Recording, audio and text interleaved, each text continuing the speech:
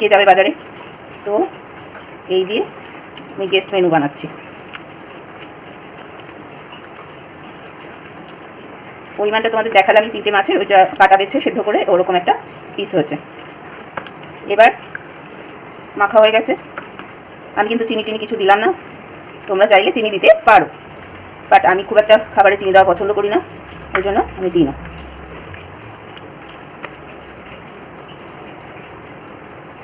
খুব ছোট করব না, দেখো এরকম শেপে করে আমি ফ্রাই করব। দেখো এরকমভাবে টিকির মতন বানিয়ে নিয়েছি, আর কিছুটা আমি ভাজতে দিয়ে দিয়েছি, ভাজা হচ্ছে, ভাজা হলে পরে দেখাচ্ছি তোমাদের।